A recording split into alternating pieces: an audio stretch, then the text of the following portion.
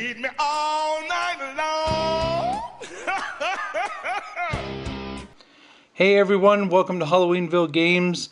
I have another print and play game. This time it's Zombie in My Pocket. And this can be found over at Board Game Geek. It's created by Jeremiah Lee. Graphic design by, I'm not going to pronounce this properly, but I think it's Kawanchi Morie. Forgive me. That's a little bit difficult name to say. So let's get started right away. This box I made out of cereal box cardboard and printed out an extra instruction pamphlet just so that I could get the this cover here, and I just glued it on and colored it with a Sharpie. So this is empty. I've already pulled out all the contents of my box, and I'm going to show you guys what you get with the download. And then I'll show you some advanced stuff that you can download, optional stuff I should say, that you can download and add to it just to enhance it. This game is an absolute blast. It is solitaire, but there is a 2-player instruction booklet, which we'll get to a little bit later. Here's your main instruction booklet, Zombie in My Pocket. And it has everything you need, tells you exactly how to play. It's super simple. Gameplay can take anywhere from 10 to 15 minutes. And trust me when I say you don't always win. So it's got a little bit of a challenge. So you got the instruction booklet there. Next, you're going to get these encounter cards, which have so say you're on 9 p.m. and you walk into a room and this one just has a comment here, you try not to wet yourself. This one here at 9 has 4 zombies are in the room. Hope you guys can see that. And it just various different things and the different times.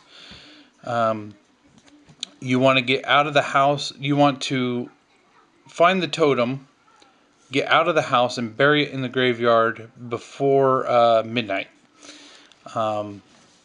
There's items on the bottom of the cards, so it's a good combination so you don't have excess cards, which can be useful. Cans of soda, I believe, give you like 1 point of health.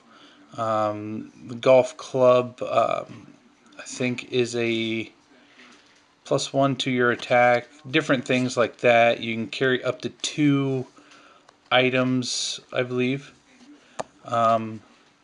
And you can do some combinations, like there's oil and a candle to light a fire.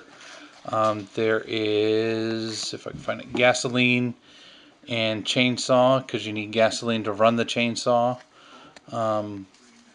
So that's your scenario cards right there. Next, let's move on to the house cards.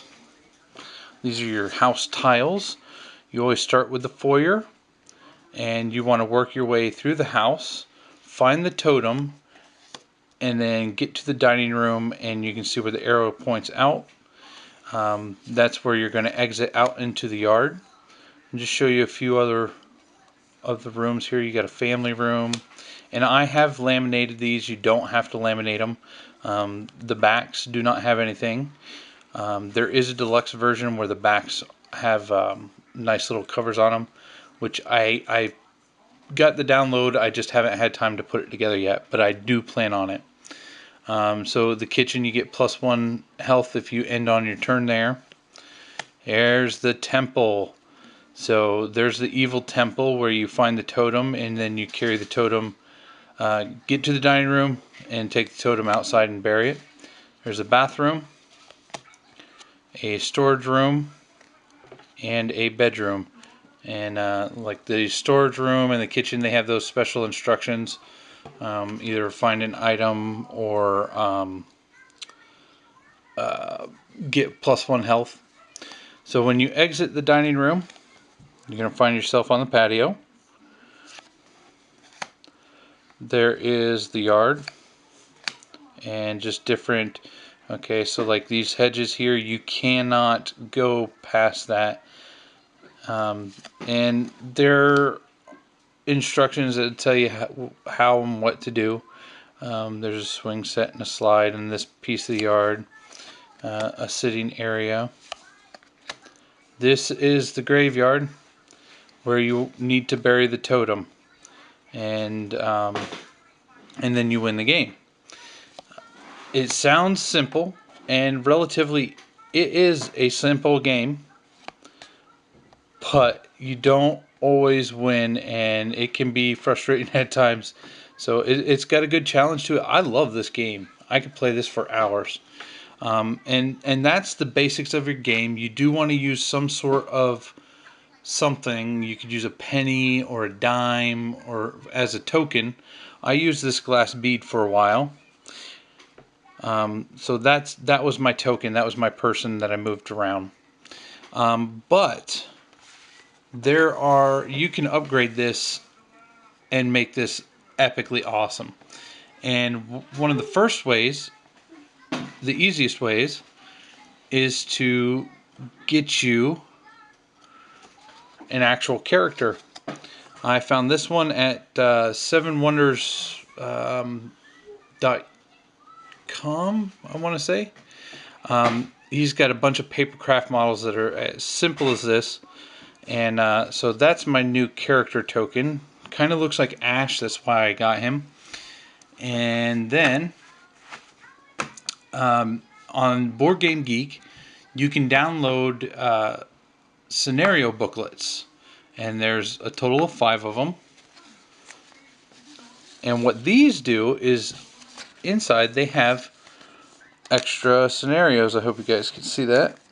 So like this one's called the cabin, and you have certain layouts. So you got to set up your tiles in a certain way, and then you have some of the doors might be locked. You might have to find ways to unlock them, and you get all the instructions in here on how to play these different scenarios. So this game really doesn't get boring at all. I mean, you can keep going and going, and you can also add your own rules, which I plan on doing with the deluxe version. I thought I would throw in some dice rolling to kill off a little bit different way of killing off zombies.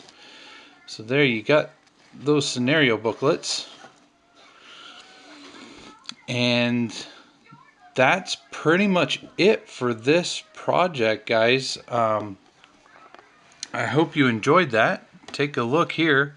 Zombie in My Pocket. It's an epic solitary game.